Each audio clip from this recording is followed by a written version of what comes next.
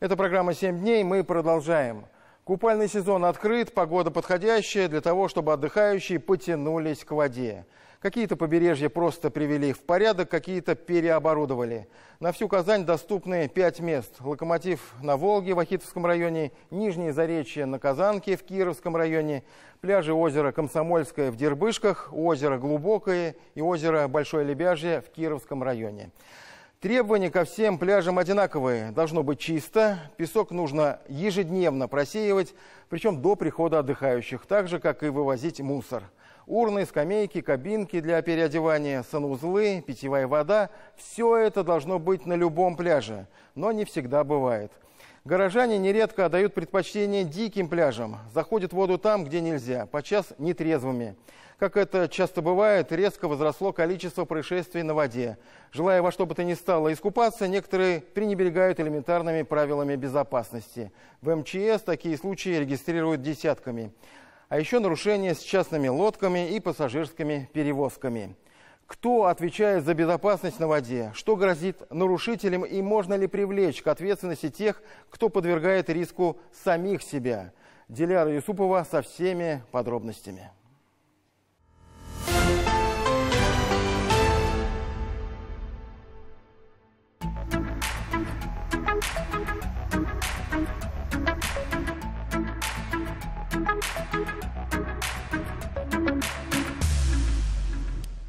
Стандартный набор пляжного отдыха – это головной убор, солнечные очки и обычно, конечно, берут что-нибудь освежиться. В такую 30-градусную жару пляжи Казани обычно переполнены, но не сегодня. Сегодня будний день и народу не так много. И это несмотря на то, что это всем известный официальный пляж «Локомотив». Но несмотря на это, здесь висит черный флаг. Это значит, что купаться здесь сейчас запрещено.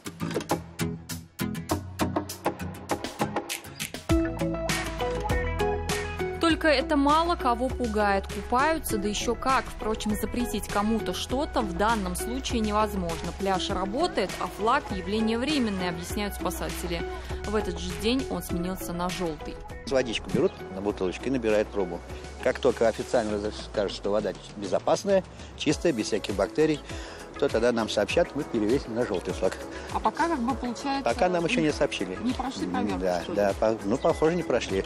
Хотя вроде информация какая-то говорят, что прошли, но нам официально никто еще не сообщил об этом. Обычно нам сообщают. Но люди все равно купаются. Ну, людям разве запретишь? Для тех, кто настроен на отдых, плохая экология не помеха. Вот только цена такого купания может быть слишком большой.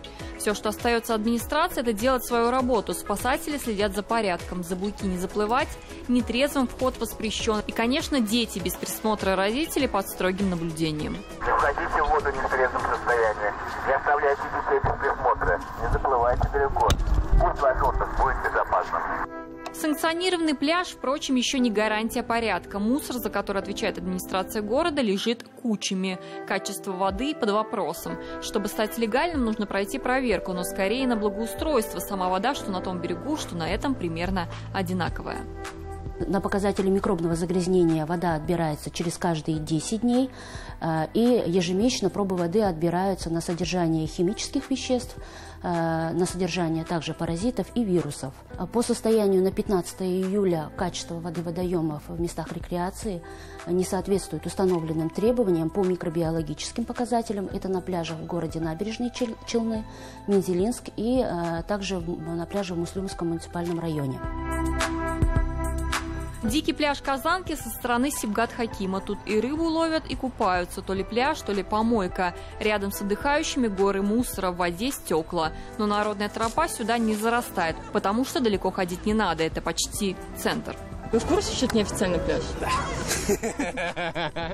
Не, было бы официально, было бы классно. Тут урны бы. А мы не пугаемся диких пляжей и далеко не заплываем сильно. Немножечко странно, что нету и кабинок переодеться, и спасатели отсутствуют. Но вот как туристам, вот мы приехали, ближайшее место, вот в пределе центра вроде, как я не ошибаюсь, вот все площади. Да, неплохое место. Если вот оборудовать, привести немножко в порядок, прекрасное место будет, чтобы вот искупаться. Конечно, когда мусор находится рядом, не очень приятно, но, будем честны, у нас и на морских пляжах не всегда идеальная чистота. Поэтому я думаю, что русские люди к этому просто привыкли, смирились.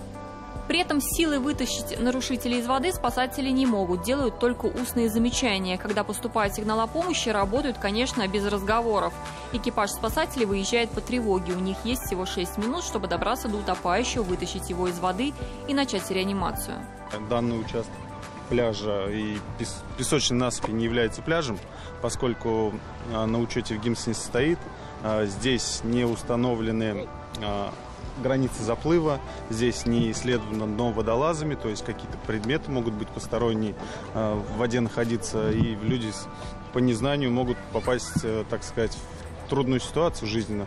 МЧС с пляжами сделать ничего не могут. Туристы ездят толпами, не всегда знают, где освежиться, а еще с кем прокатиться по воде. Большинство перевозчиков нелегальны. А знакомых хватает, конечно. Господа пассажиры, а как зовут капитана?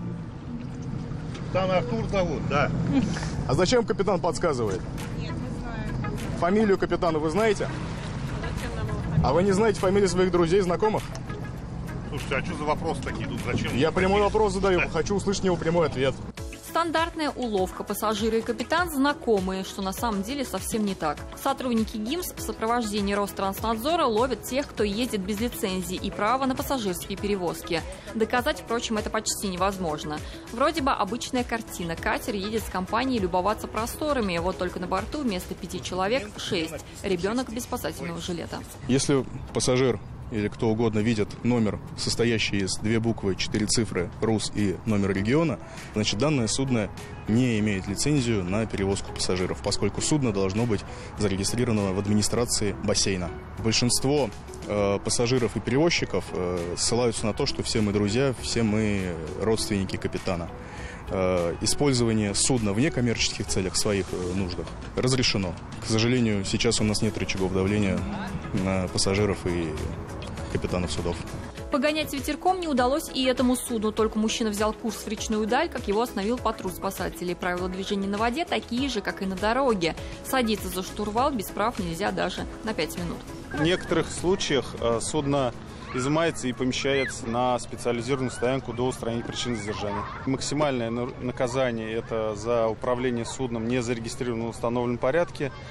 Судно задержится на специализированную стоянку, штраф от 15 до 20 тысяч рублей. Протоколы составляются, штрафы выписываются. Правда, это мало кого останавливает. Не желая усложнять себе жизнь, некоторые бизнесмены создают так называемые пиратские зоны и работают порой с риском для здоровья людей, большинство из которых на это сами готовы. Запретить не получится, это не регламентировано законодательно, поэтому пока так. Небезопасные услуги для людей, которые сами не соблюдают правила безопасности. Диляра Юсупова, Булат Абдульманов, Андрей Ключников, Роман Безменов. 7 дней.